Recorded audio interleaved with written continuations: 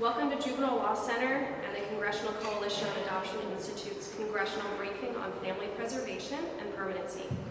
My name is Kathy Maffa, and I am the Senior Program Manager of the Youth Advocacy Program at Juvenile Law Center.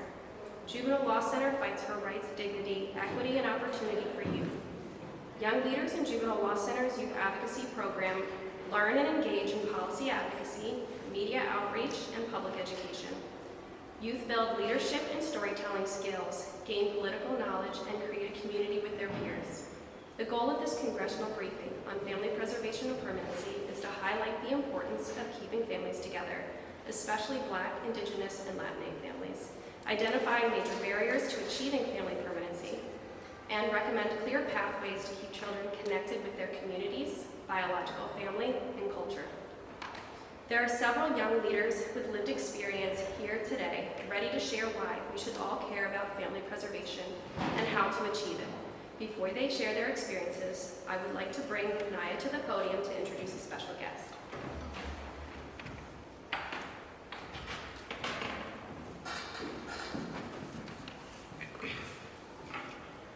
Good afternoon, everyone. My name is Naya.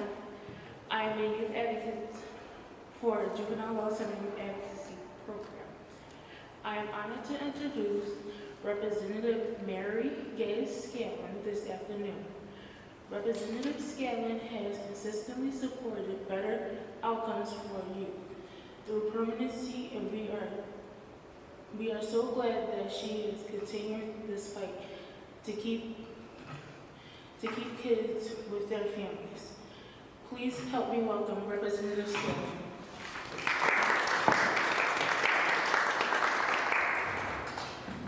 Thank you. Good afternoon. I'm really happy to be here with you to highlight the importance of kinship families in promoting permanency for foster youth. I'm really grateful to Juvenile Law Center and the advocates with Juvenile Law Center for helping us to convene this, for bringing the firsthand knowledge and the data and the ideas to us to help as we move forward here.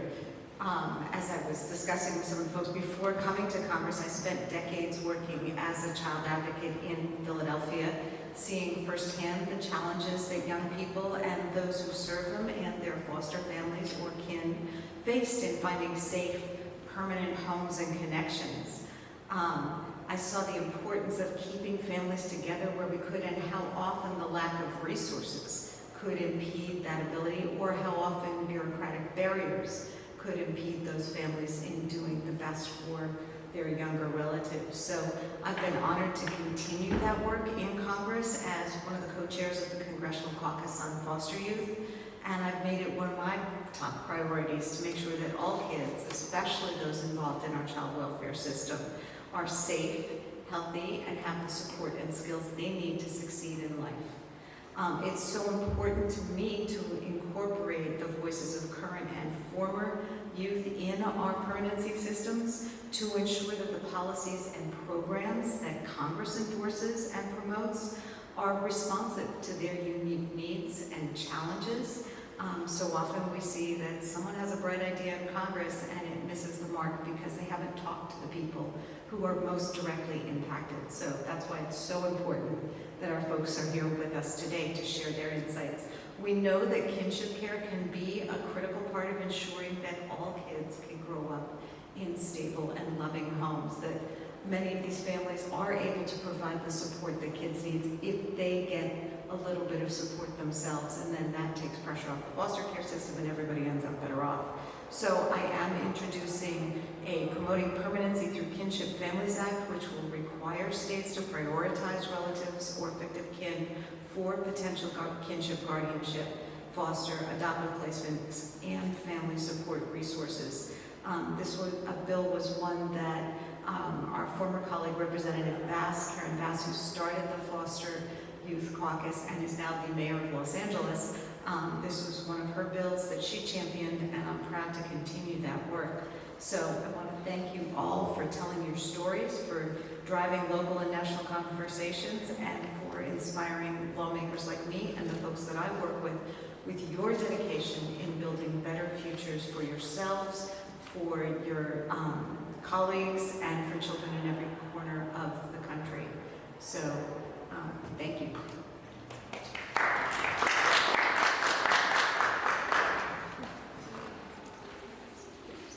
Thank you so much, Representative Scanlon. So as you entered the room today, you may have picked up a fact sheet on family preservation along with a set of recommendations. Our advocates identified these statistics and historical points for you to review today. They believe understanding the history of family separation and how it disproportionately impacts Black, Indigenous, and Latinx families is crucial to advancing transformative change for children who are most likely to be system involved. We know that 1 in 3 children will be subject to a child welfare investigation by the age of 18, and that of the almost 4 million CPS reports made in 2021, only half were substantiated. This means that almost 2 million families experience the fear and trauma of separation unnecessarily. Additionally, we know that Black children are twice as likely to be involved in the foster care system than their white peers. Youth advocates here today, along with their colleagues who could not be present, developed an extensive series of recommendations to help address family separation and family policing. We firmly believe that if these recommendations had been turned into policies while our advocates were in care, their outcomes would be different. Next, our advocates will highlight some of their key recommendations and how they would be most impactful to their communities. Family preservation includes with extended family and with parents. Every situation for every child is different, so it is imperative that children are placed in the homes that they feel most comfortable in and safe. I'm going to share it over to Brianna. Thank you, Brianna. Hello everyone, my name is Brianna Batista. I am 21 years old and this is my 3rd year working with Juvenile Law Center. I believe families who are subject to child welfare investigations should be given time to access and implement health care, mental health services, public benefits, and job assistance before a child is removed from the home to address the underlying issues of poverty. If this policy were in place, it would have benefited me because so many issues can be resolved by just talking to families and asking them what they need. If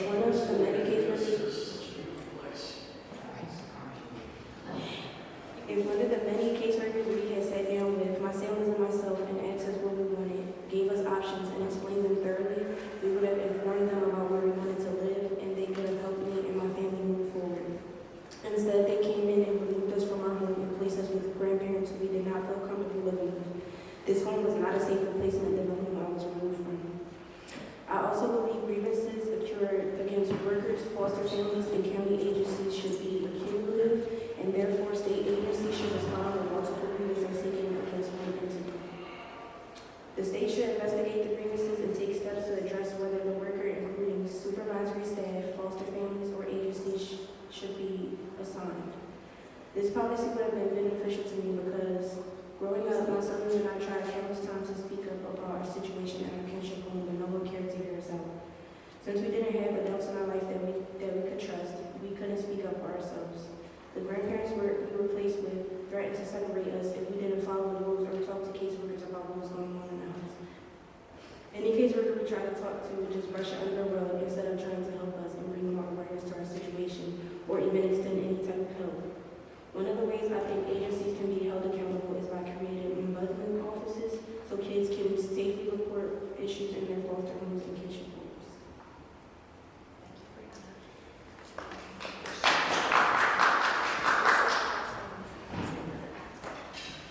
Hi, we've just been joined by one of my co-chairs on the Foster Youth Caucus. This is Representative Don Bacon, who has been a long-standing member of the caucus and a great member to collaborate with. First of all, you weren't on the Zoom call I was just on, were you? Because I'm afraid we're going to say something twice here, or you're going to hear it twice. But I'm Don Bacon, I represent Omaha, Nebraska. First of all, thanks for sharing. I caught the last half of your comments there. I was the oldest of 9 kids, and my dad was remarried, so he had 5 kids with the first wife and 4 with the second. But after the youngest one grew up, my dad started taking in foster youth himself, and that's sort of how I got a little bit of associated or knowledgeable on that. So in my case, I got married at 20, or before I turned 21, and my wife and I had 2 sons earlier in life, and then we were thinking about having a third, and we said, well, let's pray on it. After praying, I said, there's so many folks who need a home. Instead of having a third child, let's consider going through the foster care route. So we went through a 6-month program here in Virginia. I was in the Pentagon, Lieutenant Colonel at the time, and went through a 6-month program. And the day we graduated out of the program, they came forward. They go, we have a brother and sister that we'd like you to consider. So that's what we ended up doing. And then we adopted this brother and sister. I think there's a requirement for 6 months later you could do it.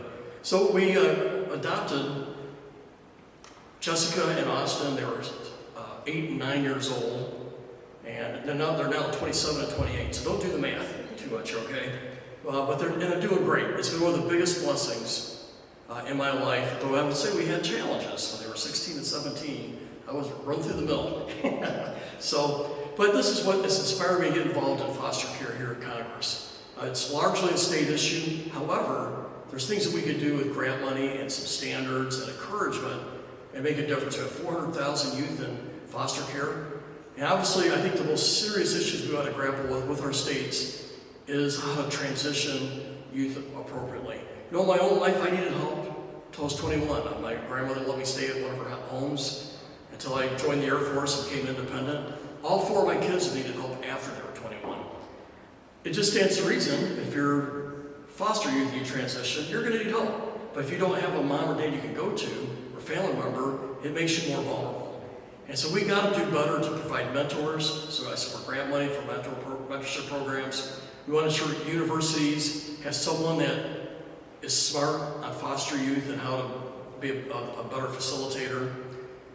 We need to help pave the way so folks know how to get up their own apartment, or how to get a trade so they can be a carpenter or electrician, whatever it may be that they're good at, because those are how you can make good money in these programs. We want to provide a mentor available to just ask basic questions. In Omaha, I met this 23-year-old young man who transitioned, had health care in 5 years. And I said, why? You got community health centers. He goes, well, no one told me that. I didn't know. It's a case in point why we have to have someone available that they can know who to call and contact and get these kind of questions answered. So I support all of these measures to help folks transition. It's needed. Our number one vulnerable population for homelessness and human trafficking are those that come out of foster care. That tells us we've got to do better and help folks have a successful transition. But that's not the only things we do. We want to promote sibling care. We know states that do this have a very high effectiveness rate, but states who do not study this or focus on it have a very low success rate. And children who are, it's already traumatic, but if you're at least with your brothers and sisters, it's less traumatic, and you have and you're doing it together. Separating siblings, I think, expands the opportunity for trauma and bad results.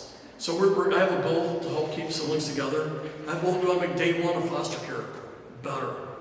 In Nebraska, there's a program where our youth that are going into foster care on that first day, we want to put them in a home-like setting, not an office setting, but more of a home setting, couches, playrooms, things like that. And we want to get 5 sets of clothes, a suitcase, a toiletry kit, and things like that. And we know a lot of folks come in, they got their stuff in a bag. We want to improve the dignity sense of doing this and respect. So I'm on this bill as well. That was my bill, actually, both of those. But there's other great bills out there that aren't mine, but I support. For example, the driver's license initiative to help kids in foster, or folks in foster care when they turn 16 get a driver's license. We know just by looking at the numbers, most foster youth don't get a driver's license, maybe not even half of the rate of everyone else. So, and then it's already, okay, how do you get a job? How do you go to school? How do you go, how do you take care of yourself at that point, right? So this is some of the measures that we're working on. I have an initiative right now that's in the Farm Bill that I believe will pass that expands the opportunity. In mind, I got like 8 hours sleep the last 2 days, so my brain is not working as fast as I wanted to. But we want to expand the opportunities for those who are transitioning out of foster care to be able to get into the SNAP program easier, right? And so this is another one of our initiatives, which I'm proud of. And I'm probably missing some things, but I want to just look, this is our focus, and we do enjoy hearing feedback from folks, because a lot of the things we're doing right now is something I wouldn't have thought of my own, but hearing from someone who's lived through it and getting their advice and say, that's a good idea. We can work on this and make it better. But I know you guys are talking about juvenile justice. I'm not as engaged in that area, but I like listening and hearing how we could do things better. I am concerned in Nebraska, and all these are state rules, by the way, for the most part. And we have a bill in Nebraska that became law that said if you're a juvenile and you're not a threat to others, you can't be detained. It sounds right, but then you learn some of the consequences. I know of a family with a 13-year-old girl. She's a runner, and they can't control her in the house. She runs, and she ends up being trafficked at the age of 13. And we know she needs help. So, but we need to detain her for a while so we can get her the help to get her off this path, right? But because the law's in place, they get her in the home, they find her, get her back in the home, and try to get her help. But a week or 2 weeks later, she's back out in the streets, and she's 13 years old. And so I think we need to discuss these things and learn from it so that we do better and find the best opportunities to help someone come out of this successful, healthy, and best odds of success. So with that, I think, do we take questions or I grab a seat? I don't know. Yeah, there are a couple more individuals. Okay, I'll sit down. Thank you. Thank you so much. I was told 30 minutes, but I think I saved you 15. Thank you so much. And do you have someone reading on one of our youth advocacy apps here? So come hear a story, I think I am just sharing your story here. Hi, I'm reading on behalf of my colleague. Hello, my name is Chimera. I recommend prioritizing extended family if the child must be removed from their home, and that the priority must be given to the family or kin that the child desires to live with. I have observed that when a child is forced to be in an unwanted area with people they do not wish to be with, the children run away, causing them to be in dangerous situations. Keeping families together by giving priority to kinship families is very important to me. If the family and the kin meet the safety requirements and both the child and the kin want to be in the home, they should be allowed.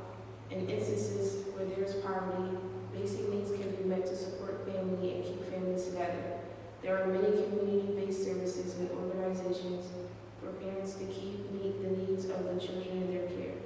Financial instability in families can happen at any time, for any reason, and it isn't necessarily the fault of the caretaker, parent, or guardian. For instance, a loss in a family being late to submit paperwork for public benefits, destruction of property, even by weather, or losing their job can cause financial instability. Many families do not have a safety net when these things happen. I firmly believe that the families can stay together with services that support the health and well-being of the guardian and the child. Removing barriers that get in the way of permanency can help more kids stay in their homes and communities. One example of a barrier can be removed is eliminating policies that prevent individuals with a criminal background from being considered for a kinship home. The family may have a criminal background, but could still be a safe option for a child if the placement is deemed safe and the child wants to stay with that person.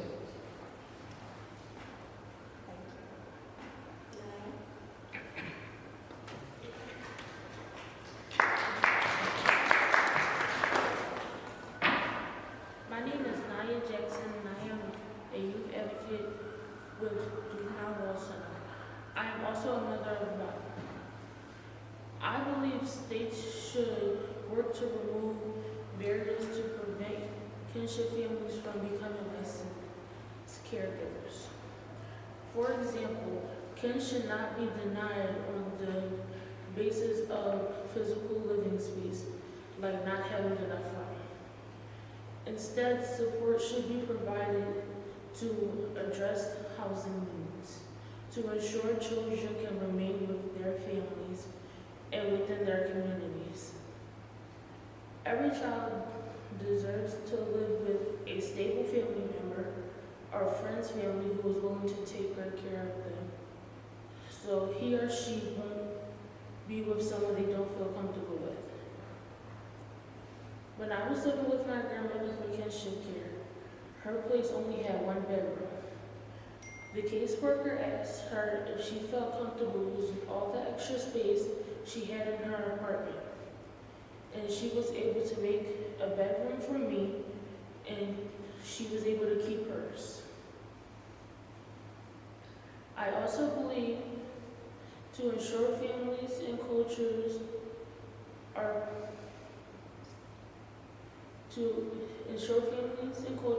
preserved, especially Black and Latino communities, we demand that there are supports instead of reports for families. These supports can come in the form of hotlines, warm lines, school counselors, crisis counselors, church congregations, therapeutic services, skill building classes, clinics, and food weeks. Should be utilized before DHS, CPS is called. All resources should be referred directly to the families so they know what they are able to use when they need help or when they're starting to run short on something, especially clothes and food, before DHS or CPS is called. Having these resources can prevent them from having to deal with having their child or children in the system.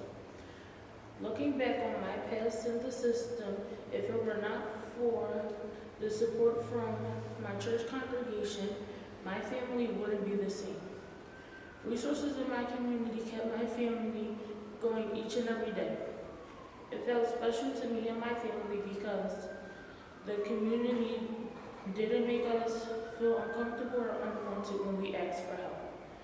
Other groups we've reached out to outside of our community weren't a good fit for us. Foster children, bio families, and kin can use these resources to keep their families together and strong.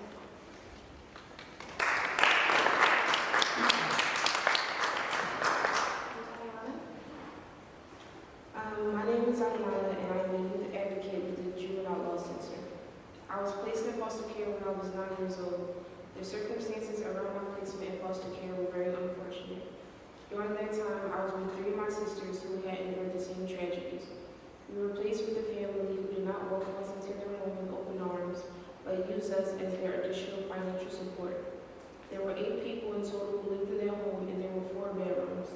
My foster parents had 1, their 2 grandchildren had their own, and me and my sisters had to be placed into bunk beds until a room for all of us to fit in. We were reminded every day that this was not our home and that we were not their family. We were told that we weren't wanted there. We had routines of school, chores, dinner, and then bed, and we weren't allowed to just sit downstairs or any other room besides our bedroom. We never wore anything new, only thrift store clothing. We weren't equal to the biological children. They were placed in sports and dance classes while we stayed home to clean. As a kid, these things made me sad, and as a result, I made a lot of regretful decisions. These decisions still impact me as an adult today and as a parent. I know I had a family who would have taken me. My grandparents flew to Philadelphia from Florida to come get us all, but they were denied custody because the system thought it would be best to be closer to my mom. My grandparents wanted us, and my sisters and I were never asked who we wanted to go with. As a result of such a tragic upbringing, we are still trying to figure out how to manage life as adults today in this hard. If the system would have sent us with our kin, I do not believe we would be struggling so much right now. We would know what it's like to be loved and cared for. I do not believe that it is fair that professionals in the system get to pick who children are raised by. Children are a product of their environment. It's not fair that strangers can financially be supported to take care of you and not your parents. That's why I support policies that provide universal basic income for all families experiencing poverty, so children and parents are not separated due to a lack of resources. I also support policies that prioritize living with kin that youth feel most comfortable living with.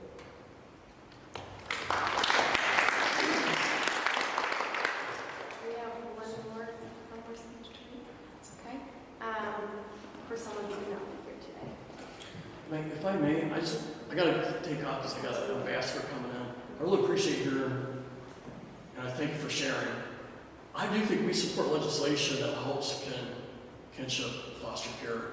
And I'll give you an example. So we know that in some cases maybe a grandmother can't afford, but yet that would maybe, because they can't afford it, then the kids go to foster care. That's not right. So we support helping provide funds to that grandmother or the aunt, whatever it may be, so that they can afford taking in their grandkids or their nieces and nephews, whatever it may be. And it just makes sense to me to do that. And I'm so sorry you had a terrible situation with it at your foster home.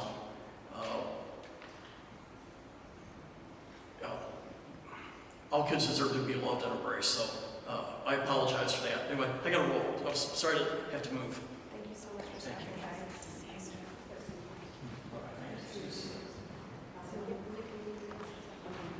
She says, "My name is Rhea. I am not able to be present today. However, I grant one of my team members to read on my behalf. I am not here to criticize anyone or judge them. I understand hard decisions have to be made. We worked hard on our recommendations to ensure they improve the welfare and justice system as a whole, and we hope you listen closely to our experiences.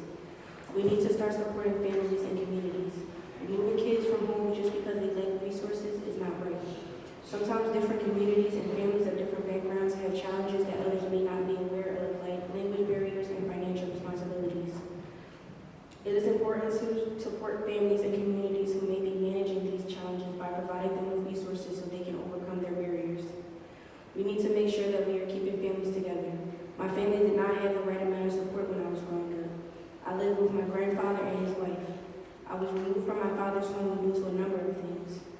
We need to keep families together by building the family to be a strong, united team within themselves and their community.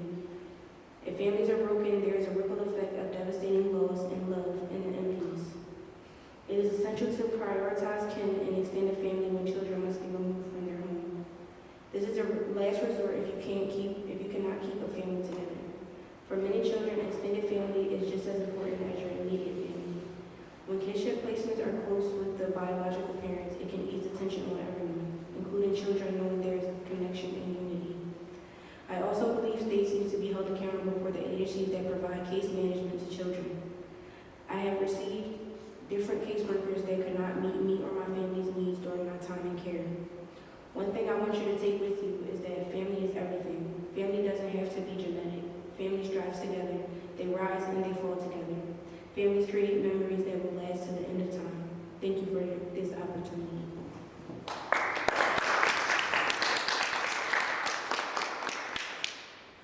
And then if we can have a representative from CCAI to come up.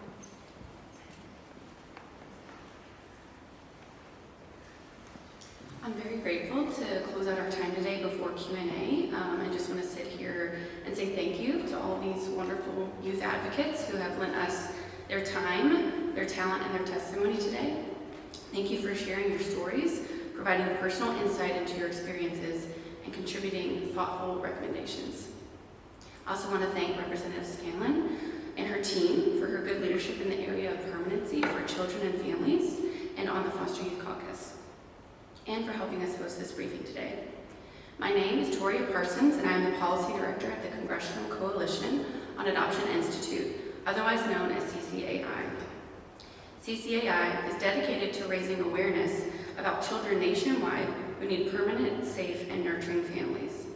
CCAI is also committed to eliminating existing barriers that prevent children from being a part of a safe, nurturing, and permanent family. We believe that every child deserves a permanent family and that every family deserves a supportive community. Two key words that are a common theme throughout today's briefing are permanency and togetherness. As you've heard from these youth advocates, staying together with extended family, kin, or relatives would have resulted in further permanency and stability in their lives. As you've also heard today, many of their relatives were willing and able to take in and support these young people at that moment. However, a lack of resources available to family members, a lack of engagement of youth voice in case planning, and the lack of flexibility in certain regulations caused these youth and many others to miss out on the ability to be cared for by their known community and family. In May of this year, Generations United published a report detailing how children thrive when living with kin, relatives, fictive kin, and extended family. In comparison to non-relative foster care, have increased stability. They typically have fewer placement changes, better educational outcomes, and are less likely to re-enter the foster care system.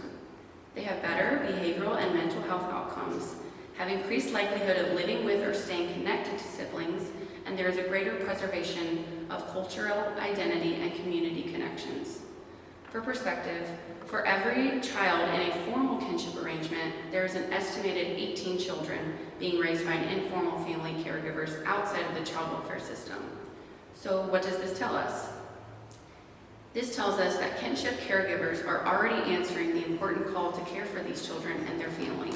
However, in order to help these family units, informal or informal care, not just survive, but to thrive, we should come alongside those families with further support and resources and implement some of the recommendations that we've heard today. Just yesterday, the White House released a statement detailing new actions to support children and families in foster care. One regulation stated, it will support kinship caregivers by making it easier for them to access resources and financial assistance. It said for far too long, federal regulations have imposed significant burdens on kinship caregivers by making it harder for them to become foster families. This regulation will help extended family receive the resources and financial supports they need and deserve to support these children. It is a long game. Robin Wend at Generations United also said this necessary ruling will help relieve these certain barriers, stress, and financial hardship that kin caregivers face while simultaneously preserving the family bond that children need to grow and thrive. Just as we've heard today, preservation of relationship, preservation of community, and preservation of culture should remain a top priority for decision makers. And by engaging today on this important issue, we all take part in continuing to uplift the necessity of kinship caregivers and access to resources the family unit needs to not only survive, but to thrive. Thank you.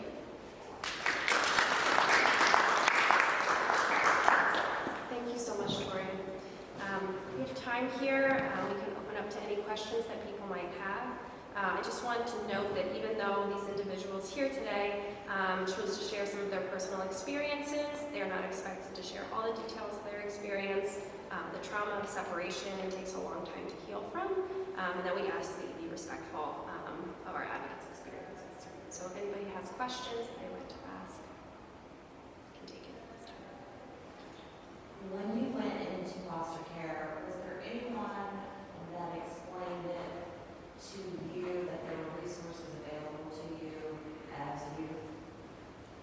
Do you mean resources in terms of different living placements or like public benefit types of resources, just so they can Like if there were attorneys available to represent you, or even items, things to expect going into the foster care system, housing, things like that. Just anything about the experience if you had choices. Can anybody sit down and talk about choices with you or your siblings? No. That's generally been the feedback that I've received, that the general lack of someone sitting down and explaining even the next steps to consider often doesn't happen. And putting it in youth-friendly language and maybe repeating it a couple of times, because as someone's going through a lot of transitions, it's hard to let all of that information sink in to be able to make those choices. Anything anybody wants to add?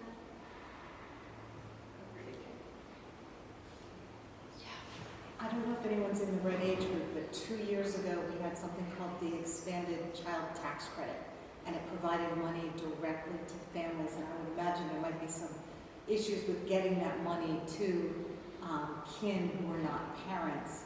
But do any of you have any experience with whether or not that helped your family members or helped you in your placement? Do you know anything about that? No, I've never even heard of it. Okay.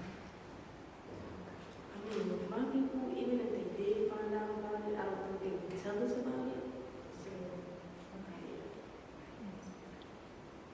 Honestly, it was the same for me. Like, if I was to find out about it, the foster families I was with, I wouldn't get it. And then they would just throw it in my face, like, saying that they got it, but it wasn't enough to take care of me, and they would just use it on their own families.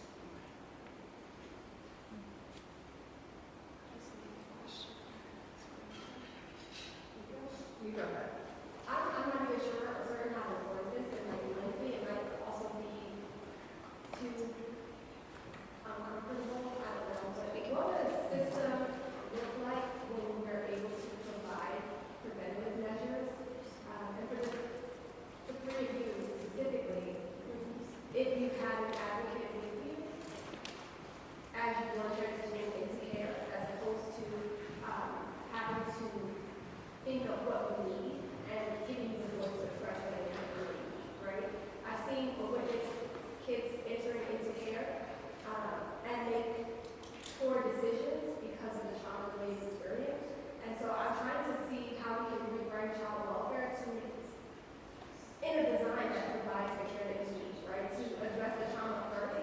For example, seeing a young person enter into care and say that they were touched, even though they're being dishonest about that, because they don't want to be there, because they're automatically feeling unsafe. A system where people you're coming into care with are trauma informed and able to provide that care on the front end as opposed to exacerbating that trauma that you're already undergoing. Does that make sense?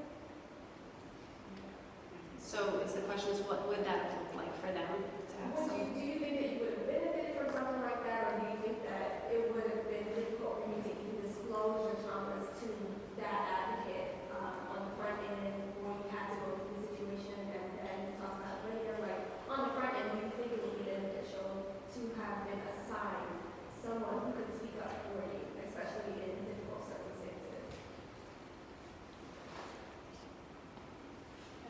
Honestly, me personally, I feel as though if I had the benefits and someone with me that will like support me the way I needed to be supported, I feel as though that my experience in foster care would be so much different. Like I wouldn't have the trauma, I wouldn't be depressed, none of that. Like I feel as though if I really had that person to stand by me in my corner, it would be much better for me. Like the only person I had was my mom, and they wouldn't even let me see her. So I feel as though if that person was there for me, we would have fought harder for me to stay with my mother. I agree.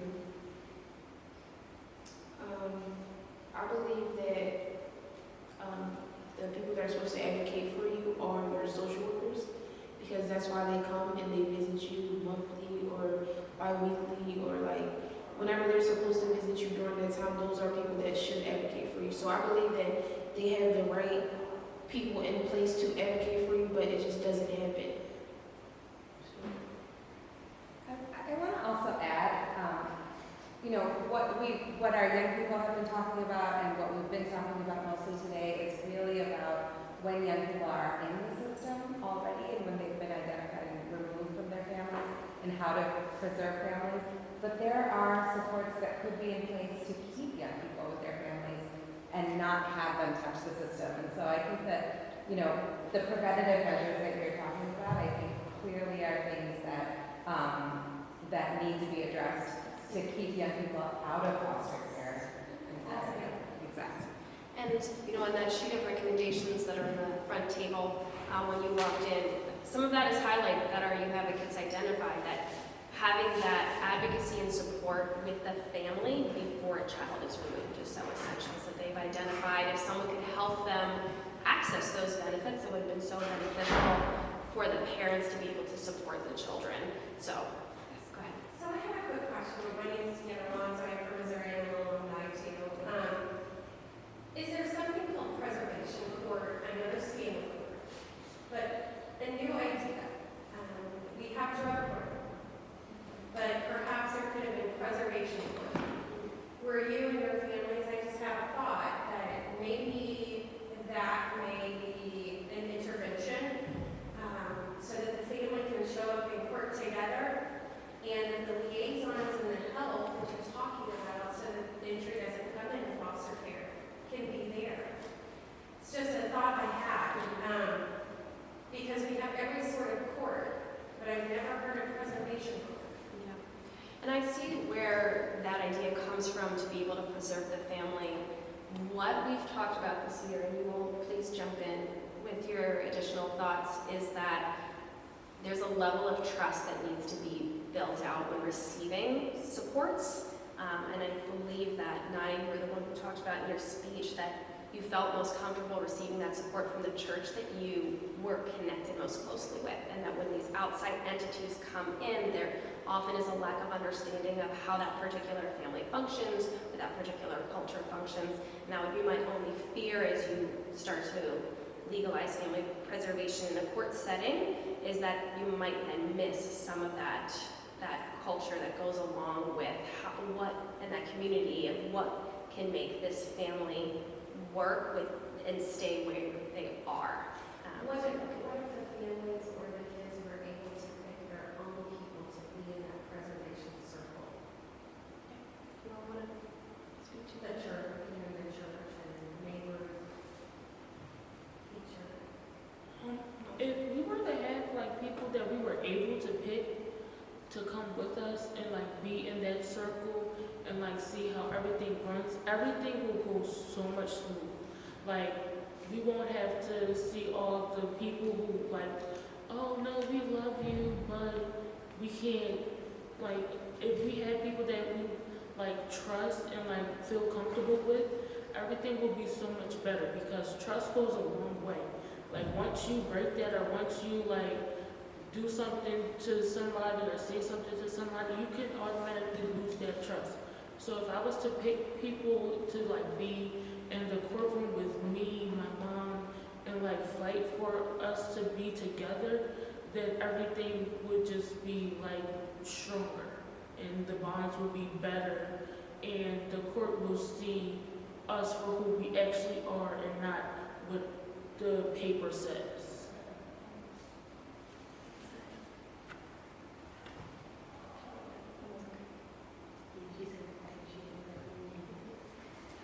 Sorry, I wasn't know you have your hand up here. And I think the other thing about that, the notion of another court process, is the increased surveillance on the family. And I think that that's another thing that you all have talked about, is about how having a connection to the child welfare system means a constant surveillance, and like the likelihood of staying in the system longer and longer as a result of that. And so I think that when we are thinking about what we can imagine for the future, our goals are really to think about outside of these systems that we're already in. How can we think about something different from that? Thank you, Maria. And there is there's some great recommendations that focus on things like universal basic income as a way to help families without as much of that surveillance as well. And I know you've been so patient. Go ahead. This has been very intriguing. I haven't wanted to cut any of it off anyway, but thank y'all for sharing. And I have a question for whomever y'all this pertains to, / would like to answer. But one thing with KinCare and the Kinship Navigator program, as we're seeing it and kind of the actions we're seeing Congress trying to take, we have a couple bills that are about, trying to change some of the requirements so that it's easier for kin to become kin caregivers. It's in like maybe saying like, oh, you don't need to have that extra bedroom with your partner if you're somebody's aunt versus a random human being. And that's all fine and well, that's great, we should continue that. But my question is, as y'all were matriculating throughout the foster care and child welfare system, I heard several of you say that there were some points where you could have gone with a kid caregiver maybe, but for whatever reason it didn't work out. And my question is, throughout the time you were in care, were those potential kin caregivers reevaluated over time to see maybe what has changed? Can we now bring the foster youth back with their family? Or say, what can we do for this particular kin family? Like, what is the holdup? Is it that they don't have an extra bedroom? Then do we need to look at putting them in a housing stipend program? Or was it just like one and done, like they say, here's a kin family, it's not going to work, and then you never even get to revisit that again?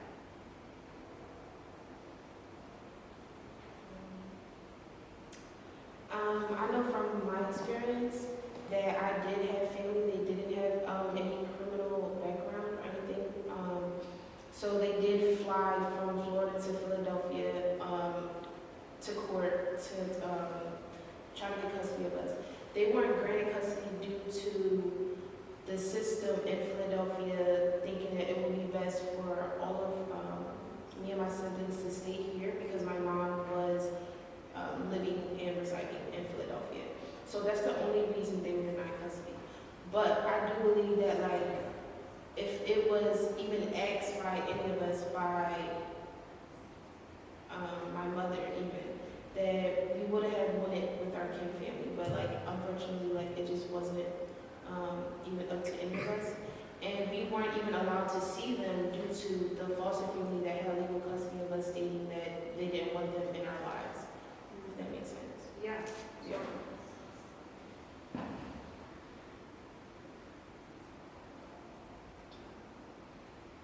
Question right here? If you were to prevent someone from entering the foster care system altogether, at what point would you intervene or be exposed to that family and have that opportunity to make their family lives better? At what point or who would do that? So the question really is about if you're trying to prevent like a DHS or CPS like investigation, at what point do you think and how would the services be delivered if you were trying to prevent that case from happening? So like I know you had identified in your story like if before you run out of clothes, before food runs out. So at what touch point would someone provide support? And I get that question. Yes, just, in general or personal experiences, to identify a time that someone could come in and either advocate for you or counsel with your family or keep that one thing that happened that actually got the authorities involved. Gotcha. Yeah. So what were like the intervention points? Like what could have someone done to prevent that case? I feel like anything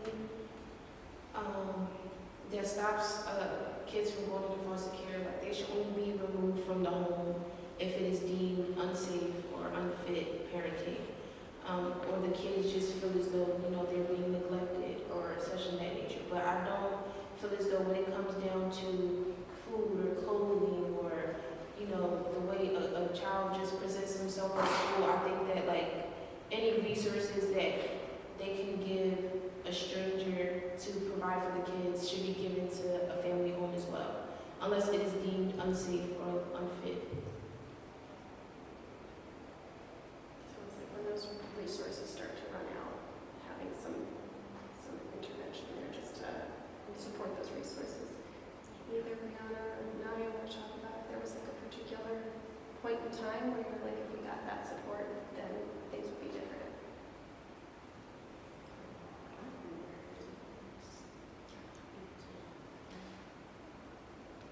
But I feel as though, like, if we know the resources are about to run out, I feel as though, like, we should have, like, things already in line to, like, support us. Like, communities, all the resources that they can provide for us. Like, even, like, I know some parents don't feel comfortable going to their child's school and asking for help. But if they had, like, someone in their family that would go to the school for them and speak on their behalf, I feel as though that everything would be prevented. Because for me, the only reason why I became in foster care was because of my school. So if someone was able to like speak on the parents' behalf, let them know what's going on and help them find different resources, then everything will be prevented and there won't be 1,000,001 cases with DHS or CPS involved. So I feel as though that will be a way to prevent the child from being in foster care. There's actually a publication that our advocates Transformative Systems developed a few years back out on the table there called the Roadmap to Reform, and it highlights quite a few of those intervention points for particular individuals, whether it was someone talking with the school and saying like, this is the reason why someone's late, it's because they moved or they have to get their siblings to school, and just having that that point of communication to say that this person is not trying to be late for school, this is why they're late for school, and then they can develop something that works for everybody. So there are a couple more intervention points there. Some of it is mental health and mental wellness services for families. That was another major touch point of if we had gotten some family therapy or if we were able to communicate as a family, we would have been able to prevent this type of intervention. Can I add a little bit? Sure. Hi, friends. My name is Jay. I'm also an alumni of the foster care system.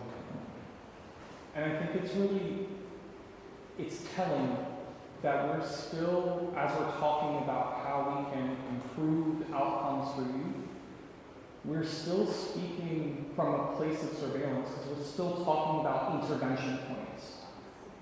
And I want to challenge us to take a step back from the way we currently interact with these systems and imagine a space where we're not looking at families to intervene, right? Because I think about the four traumas, like the four key traumas that a child experiences when they go into the system, right? There are four acute traumas that happen immediately upon entering the system, right? You're taken from your family, you're taken from your home, from that safety, from that, well, potentially, right? From that place that you call home, whatever that means for you. You're immediately stigmatized, right? You're spoken about in hushed tones. You don't know what's happening. You don't know what's going on. In my case, right, there were police officers across the front lawn when I was taken into care.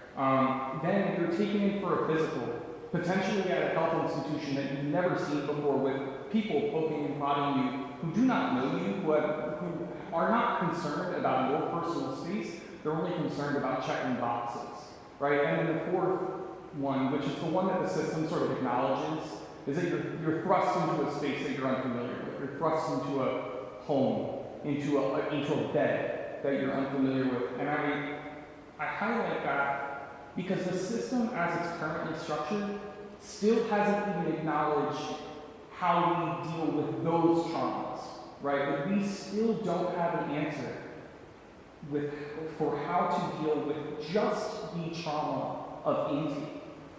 So I really want to challenge everyone to not think about intervention points, but think about how we can just build up families. How can we build up community? How can we enhance and uplift community space and community resources? And not start to think about, okay, well, this abuse is happening, right? Because again, the minute we start to look for abuse, we're surveilling, right? We're not trying to uplift the family. We're surveilling the family. And I want to challenge that framework. I want to challenge that lens. And hope maybe by doing that, we can start to dream and imagine a different future for children in America. Thank you so much for that reminder, Jay. I think that's so helpful as we think of solutions and where funds need to be placed. And we say that over and over again, they need to be placed back into the community, building up the infrastructure of communities so people can access them in the way that they feel most comfortable accessing them. There's another question. One final thought or question is about there's a looming conversation right now about redefining and redetermining the definition of neglect slash abuse, right? Because I think a lot of people don't like them and they are two distinct things. How do you feel about redefining neglect or limiting its broad reach to actually mean what it means? And not that it fits the description of every situation where children are being removed unnecessarily. Well, neglect. So changing the definition of neglect, I think you all touched on that a little bit. If anybody wants to speak first, I'm happy to hand it over to you first.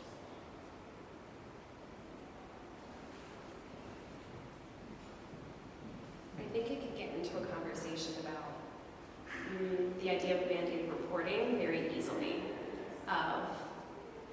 The definition in and of itself is very subjective. The idea of being a mandated reporter lends itself itself to our own implicit bias with what is supposed to be a safe environment to a child. And so there are more expansive definitions to try to address issues associated with implicit bias when it comes to identifying whether an environment is safe or not for a child. Particularly in the field of social work, there is a movement that's coming through that's really trying to push thinking about mandated supporting instead of reporting. It does still lend itself to the same issue that Jay identified, which is that children and families, particularly Black families, Indigenous families, Latin families, will continue to be surveyed throughout this process. And there are some studies, some case studies where people have done some de-identified review of cases. So you'll have a social worker come into a home, do a review of the house, and then present it by removing demographics, removing neighborhoods. And there have been some data that shows that that reduces the amount of cases of children going into the system. So I think it's a movement with a lot of interest right now. One last question, if you guys are comfortable answering. I just had a recent conversation with youth policy consultants with ATYS, and I asked them if there was 1 to 3 things that you would, if you knew it could be immediately corrected or fixed, what would they be? With the child welfare system, foster care in general, it doesn't matter, but like what is an immediate change that you knew could happen right now? What would that be?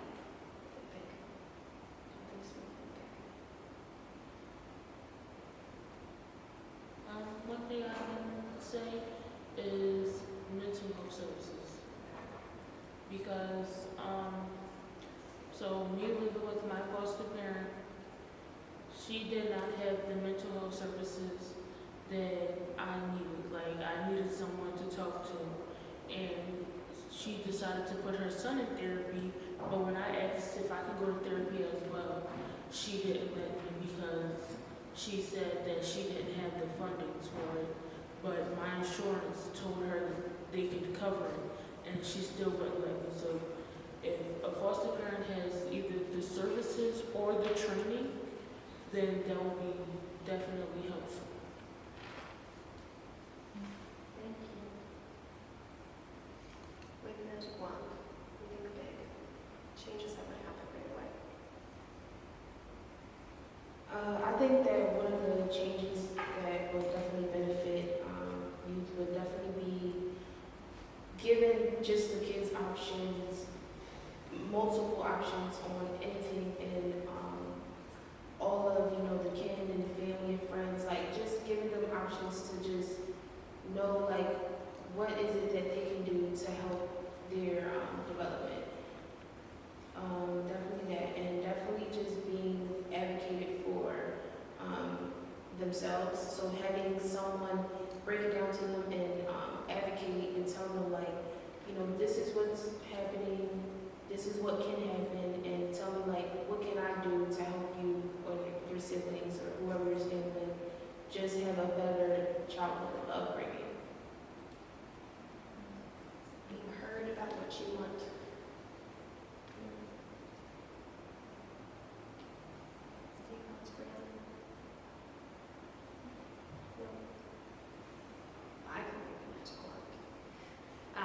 I would absolutely push for universal basic income for families so that they continue to support themselves.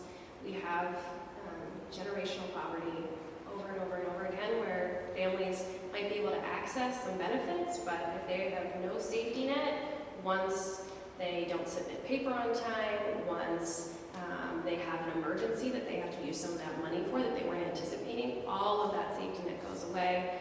Having something like universal basic income would be extremely beneficial for families as well. Please continue to support legislation that keeps families together, that helps children thrive in environments that they feel comfortable in as well. Thank you so much.